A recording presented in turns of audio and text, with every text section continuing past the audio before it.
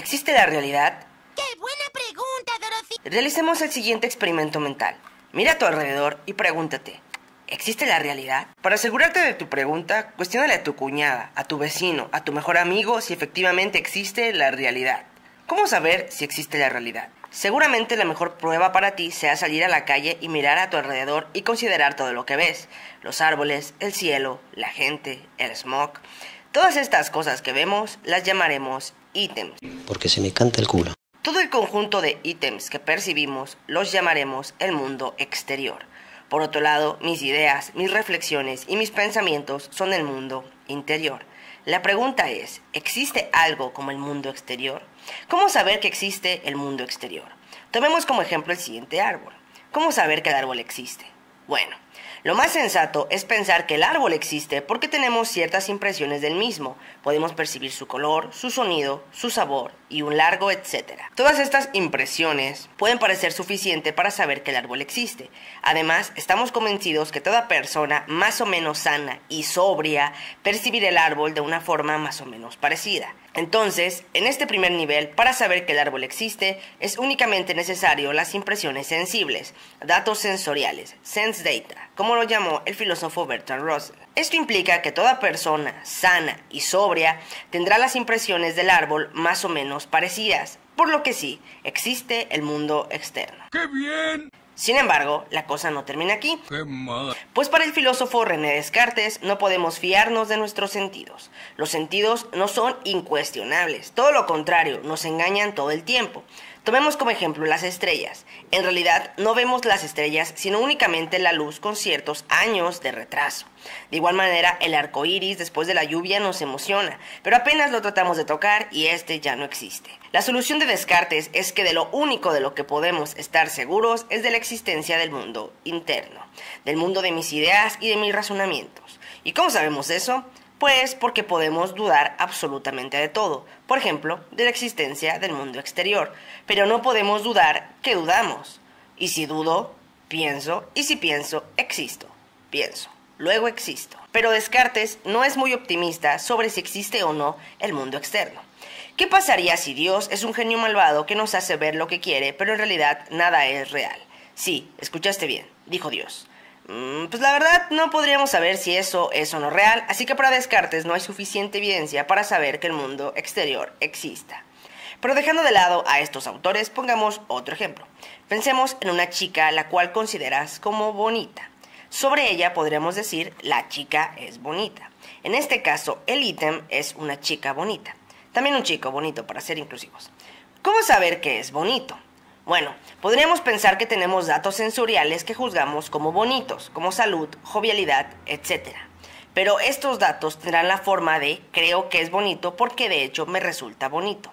Esto en lógica se llama tautología y realmente no aporta nada. Una conclusión provisional es pensar que lo bonito solo existe en mi cabeza y por ende en el mundo interno. Una vez más, punto para Descartes. Pues parece que el mundo externo no existió. ¿Cómo que no existió? Para resolver estos problemas sobre la existencia del mundo exterior, tomemos dos posturas. A. Constatarla y dejarla como un hecho primario que no requiere más explicación. Es decir, aceptar que existe porque sí. La realidad existe. Porque se me canta el culo. Pero esto le da la razón a Descartes, pues únicamente existiría el mundo interior. O bien, B. Intentar explicarla con una teoría que la demuestre, la cual todos podamos compartir y verificar. Esta segunda opción nos acerca más al primer ítem, el árbol, el cual a partir de ciertas teorías podemos saber si existe o no. Esta postura se llama realismo y tiene como representantes personajes tan diversos como Aristóteles, San Alberto Magno e incluso el científico Charles Darwin. La tesis básica y más o menos compartida del realismo es que el mundo exterior existe. Prueba de ello es que lo puedes demostrar con teorías más o menos aceptadas por todos. En oposición del realismo tenemos al solipsismo, el cual considera que el mundo exterior es una construcción mental, por ende solo existe el mundo interior. El gran representante de esta corriente es el filósofo George Berkeley, para quien la realidad existe únicamente porque la percibimos. Ser es ser percibido, ese es percipi.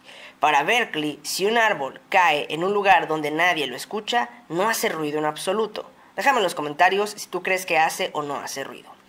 Entre estas dos posturas, si yo les preguntara si son team realismo o team solipsismo, seguramente todos serían team realista. Déjame en los comentarios tu opinión.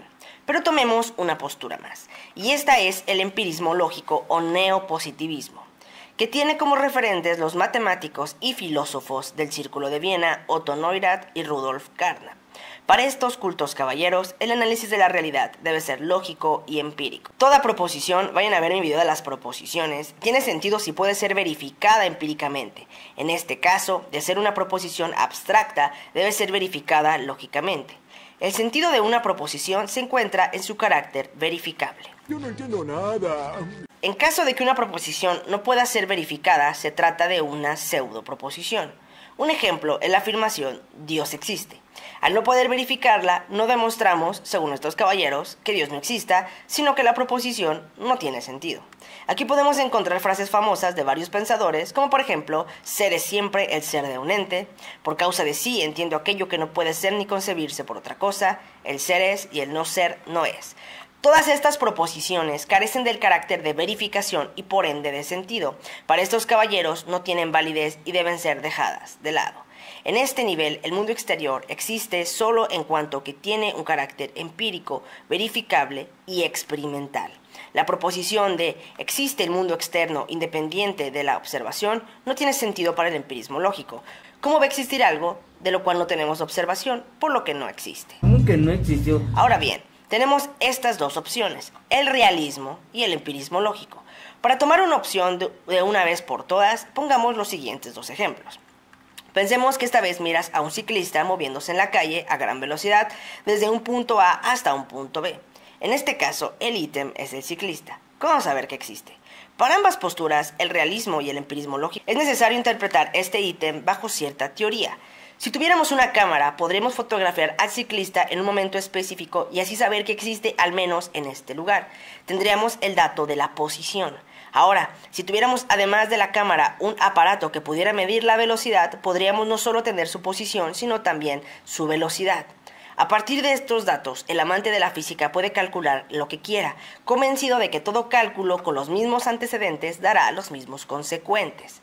Al mismo tiempo, sabemos que si el ciclista tiene un resultado, no tiene otro diferente. Por ejemplo, si este va a 5 km por hora, no va al mismo tiempo a 3 km por hora. Esto en lógica se llama principio de no contradicción. Una cosa no puede ser y ser contraria al mismo tiempo. Y en este punto, la tesis realista se vuelve casi irrefutable. Y esto es gracias a que la física del señor Newton puede bastarnos para hacer una teoría que explique la realidad de manera conclusiva. La física de Newton es tan exitosa que en su época muchos pensaron que había descifrado todos los misterios del universo. Pero la cosa sigue. Pongamos el siguiente ejemplo. En esta ocasión no es un ciclista sino un electrón, el cual también va de un punto A un punto B. En esta ocasión, la posición de este ítem, así como su velocidad, son desconocidas. Si usáramos los instrumentos adecuados para poder medir ambas, tanto su velocidad como su posición, estas se verán afectadas una por la otra. Es decir, tendremos un dato diferente en cada incursión. Tendremos un dato para la velocidad que afecta a la posición y otro de la posición que afecta a la velocidad. Y el resultado real, si es que existe, siempre será desconocido. Oye, despacio, cerebrito. Este ejemplo es un caso tradicional de la mecánica cuántica donde entra en juego el principio de incertidumbre de Heisenberg, el cual establece la imposibilidad de que determinemos pares de magnitudes físicas observables y complementarias sean conocidas con precisión arbitraria. Es decir, afirma que no se puede determinar simultáneamente y con precisión arbitraria ciertos pares de variables físicas como lo son la posición y el movimiento lineal de un objeto dado. Yo no entiendo nada. En el caso del ciclista, estábamos seguros que calcular la velocidad no implica que afecte la posición, ni viceversa. En la mecánica cuántica, el medir la velocidad altera la percepción de la posición y viceversa. Entonces, ¿existe el mundo externo? El realista diría que sí, pero se enfrenta contra el límite de la mecánica racional, la teoría de Newton, pues no es posible que una teoría determine satisfactoriamente la objetividad del mundo exterior. Además, el realista se enfrenta contra la empresa inagotable de explicar todo el mundo real. Del mismo modo, el principio de no contradicción, que en lógica es casi indudable, se termina contradiciendo, pues un electrón es y no es al mismo tiempo. el realismo está en aprietos.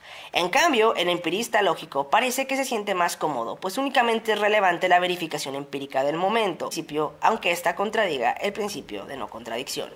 Finalmente, lo relevante no es la realidad, sino únicamente la verificación de tal o cual proposición, o en este caso, experimento. La mecánica cuántica, como podrán observar, es una disciplina muy interesante, pero también muy compleja. El gran físico Feynman, ganador del premio Nobel, afirmó que si quieres entender la física cuántica, solo demuestras que no entiendes nada, por lo que me declaro ignorante del tema, pero es un excelente ejemplo para la filosofía. Si llegaste hasta este punto, primero que nada, muchas gracias, y segundo, seguramente ya estás lleno o llena de dudas más que de respuestas. Este experimento que hicimos no es de ninguna manera ciencia, sino una reflexión en torno al conocimiento científico y sus límites. Esta rama de la filosofía se llama filosofía de la ciencia y, como podrán notar, estudia la ciencia y las implicaciones filosóficas de la misma. Muchas personas piensan que la ciencia desplaza a la filosofía, cuando en realidad tienen mucha sinergia una con la otra. Tanto la tesis realista como la empirista lógica son relevantes para un físico que estudia la mecánica cuántica. Si quieres saber más de este tema, te recomiendo leer este libro, de donde preparé gran parte del video. Física cuántica para filósofos. Para finalizar, quisiera hablar de este meme, el cual afirma que la filosofía es estar en un cuarto oscuro buscando un gato negro. Como vieron en este video, la filosofía no es ningún gato en un cuarto oscuro. Si bien al principio preguntamos por la realidad o por la existencia del mundo externo, y esto podía sonar bastante descabellado, conforme vamos viendo ejemplos nos damos cuenta de las implicaciones de la pregunta.